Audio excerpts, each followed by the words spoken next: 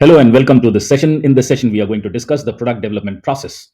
You are watching RD Tutorials, and do not forget to like, share, and subscribe. Spread the good word about this channel.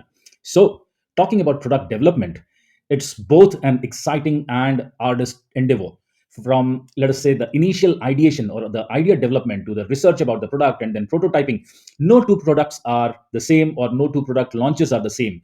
So, however, there's a general process that can help you to get started with the product development process, right? So even if the products are dissimilar, you can follow a process, and that process would be more or less the same when you are developing any process, any product. So the product development process describes approximately 6 steps needed to take a product from initial concept to final market launch.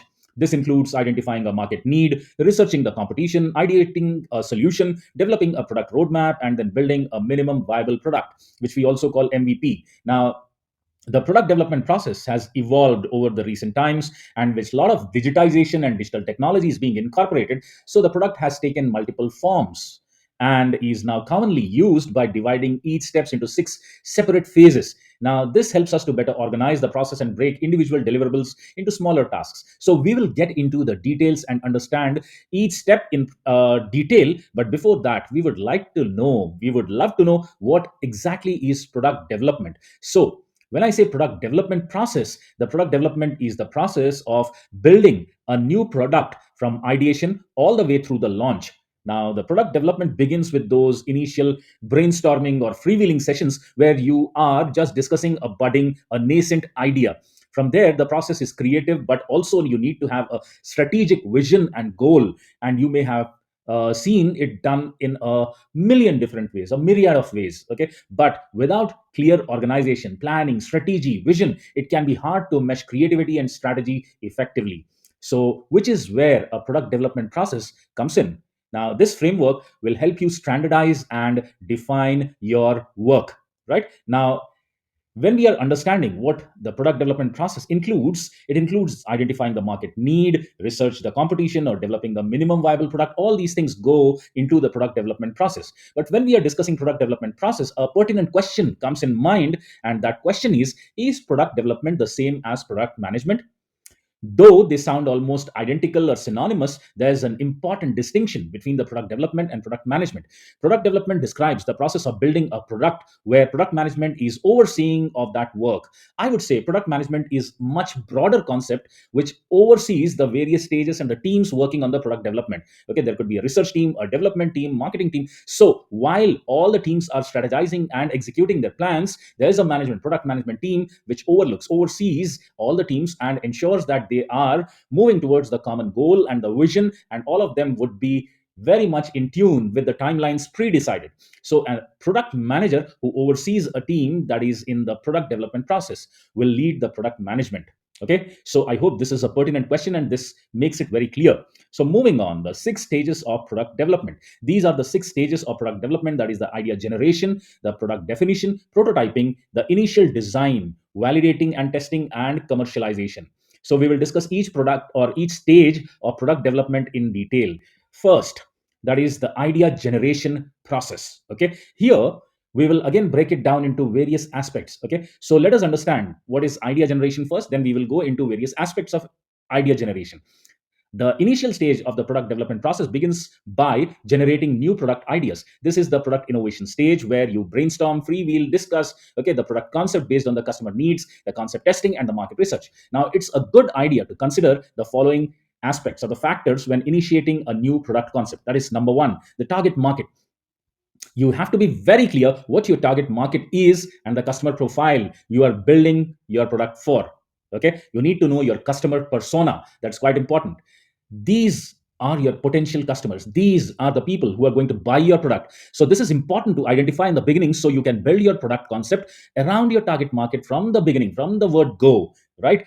Number two, in the idea generation stage, we have to think or we have to look at the existing products. When you have a new product concept, it's a good idea to evaluate your existing product portfolio. Are these existing products that solve a similar problem, or does a competitor offer a product that doesn't allow for a market share? So, and if yes, is your concept different enough to be viable? This is a pertinent question you have to answer. Answering these questions can ensure the success of your new concept. Okay, moving on, the third aspect that has to be, grabbing your attention, that is functionality. While you don't need a detailed report of the product functionality just yet, as of now, you should have a general idea of what functions it will serve. Consider the look and feel of your product and why someone would be interested in purchasing it. So you have to understand and you have to question the functionality of your concept before you start, before you embark on your journey to start developing a new product. You need to have a concrete answer for the functionality of your product. Then proceed with the SWOT analysis. Analyzing your product strengths, weaknesses, opportunities, and threats early in the process, in the beginning of the process, can help you build the best version of your new concept. This will ensure your product is different from the competitors and solve a market gap, right? So, SWOT analysis, know your strengths, weaknesses, opportunities, and threats. Then we have the Scamper method. So, when we talk about the Scamper method, this is nothing but to refine your idea. Use the brainstorming method like Scamper, which involves substituting or combining, adapting, modifying, putting to other use, or eliminating or rearranging your product concepts. So, to validate a product concept, consider documenting ideas in the form of a business case. This will allow all team members to have a clear understanding of the initial product features and the objectives of the new product launch. So, this was stage one, that is idea generation. Moving on to stage two, that is product definition. So, when we talk about product definition, once you have completed the business case and discussed your target market and product functionality, it's time to define the product. This is also referred to as the scoping or concept development and focuses on refining the product strategy.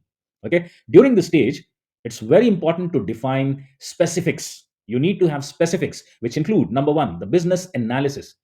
Understand scope for it. Okay, that is a business analysis. It consists of mapping out the distribution strategy, maybe if it's a digital product, your e-commerce strategy, and a more in-depth competitor analysis.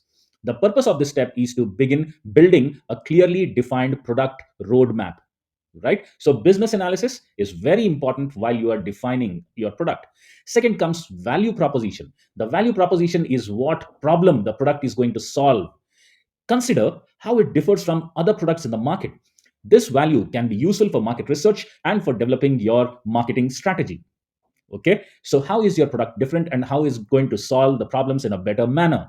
Then comes defining the success metrics. It's essential to clarify success metrics easily so you can evaluate and measure success once the product is launched. Are there key metrics you want to look out for? These could be the basic KPIs like average order value, or something more specific like custom set of goals relevant to your organizations. Some organizations even follow OKR methods. Okay, so rather than KPI, they follow the OKRs.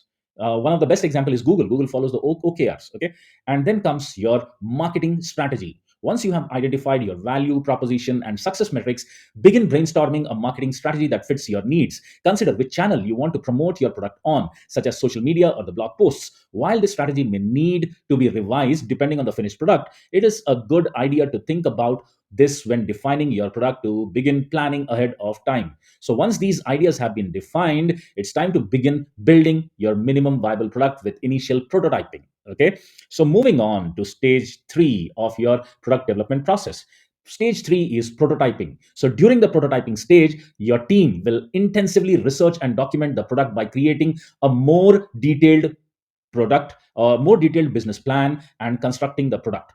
These early stage prototypes might be a simple drawing, maybe a sketch, or more complex computer render of the initial design. Maybe you can even go for 3D printing. These prototypes help you identify areas of risk before you create the product. So during the prototyping phase, you will work on specifics like number one, that is feasibility analysis. The next step in the process is to evaluate your product strategy based on the feasibility. Determine if the workload and estimated timeline are possible to achieve. If not, adjust your dates accordingly and request help from additional stakeholders. Right? It's never wrong to ask for resources. Then comes market risk research. It's important to analyze any potential risks associated with your production of your product before it's physically created. This will prevent the product launch from being derailed later on. It will also ensure you communicate risks to the team by documenting them in a risk register or a risk dossier. Okay, and then the next thing is development strategy. Next, you can begin working through your development plan. In other words, you should know how you will be assigning the tasks and the timeline of these tasks. One way you can plan these tasks and estimate timeline is by using the CPM, that is the critical path method. So if you have been studying operations, okay, you would definitely know critical path method. We would definitely create a new video which will be entirely dedicated for critical path method. Okay, so moving on, the next stage is the MVP, that is the minimum viable product. So the final outcome of the prototyping stage is a minimum viable product. Think of your MVP as a product that has the features necessary to go to the launch and nothing above what's necessary for it to function. For example, an MVP bike would include a frame, wheels, and a seat, but wouldn't contain a basket or a bell. Creating an MVP can help your team execute the product launch, maybe quicker than building all the design features. So which can drag the timelines, okay, which can drag the launch timelines, and entire product, entire process, or entire project can just be ruined out of it. Desired features can be added down the road when bandwidth is available. So now it's the time to begin designing the product for market launch. So the next stage comes the initial design. During the initial design phase, the project stakeholders work together to produce a mock-up of the product based on the MVP prototype. The design should be created with the target audience in mind, and complement the key functions of your product.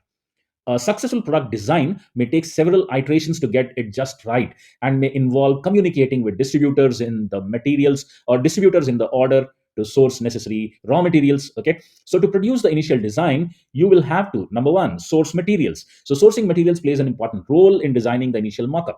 This may entail working with various vendors and ordering materials and creating your own. Since materials can come from various places, various resources, various vendors, you should document material use in a shared space to reference later if needed or required. Okay, then the next step is connect with your stakeholders. It's important to keep tight communication during the design phase to verify your initial design is on the right track. Share weekly or daily progress reports to share updates and get approvals if required. The third stage is receive the initial feedback. When the design is complete, ask the senior management and project stakeholders for initial feedback. You can then revise the product design as needed until the final design is ready to be developed and implemented. Once the design is approved and ready to be handed off, move on to the validation phase for the final testing before launching the product. So, moving on, what's the next stage? The next stage is validation and testing. So, to go live with a new product, you first need to validate and test it. This ensures that every part of the product, from development to marketing, is working effectively before it's released to the public. To ensure the quality of your product completes the following. Number one, concept development and testing. You may have successfully designed your prototype, but you will still need to work through any issues that arise while developing the concept. This could involve software development or the physical production of the initial prototype.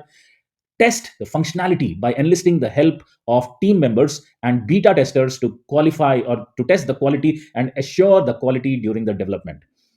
Then you can even do the front end testing. During the stage, the front end functionality for risks, which development code or consumer facing errors. This includes checking the e-commerce functionality if it's again a digital product or it could be sold on the e-commerce portals. Okay, so you need to check the e-commerce functionality and ensure its stability for launch. Then the next stage, that is the test marketing. So before you begin producing your final product, test your marketing plan for functionality and errors. This is also a time to ensure that all campaigns are set up correctly and ready to launch. Once your initial testing is complete, you are ready to begin producing the final product concept and launch it for your customer base. So the next stage comes the most important stage where you would see money. That is commercialization. Now it's time to commercialize your concept, which involves launching your product and implementing it on your website. By now, you have finalized the design and quality tested your development and marketing strategy. You should feel confident now in your final iteration and be ready to produce your final product. In this stage, you should be working on number one, the product development. This is the physical creation of your product that will be released to your customers. This may require the production or additional development of software concepts. Give the team the final prototype and the MVP iterations to produce the product to the correct specifications. Then comes the e-commerce implementation. Once the product has been developed and you are ready to launch, your development team will transition your e-commerce materials to a live state. This may require additional testing to ensure your live product is functioning as it was intended during the previous front end testing phases. So your final product is now launched.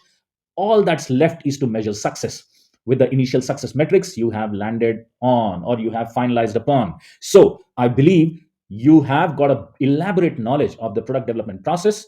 That was a lengthy lecture, but if you have liked it, do not forget to like, share, or subscribe. Spread the good word. Thank you for watching. Bye bye. Take care.